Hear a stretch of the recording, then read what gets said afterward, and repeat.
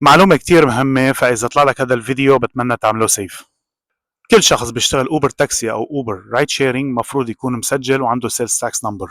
طبعا معظم الاشخاص اللي بيشتغلوا اوبر تاكسي السيلز تاكس نمبر عندهم بيكون بطريقة كويك ميثود.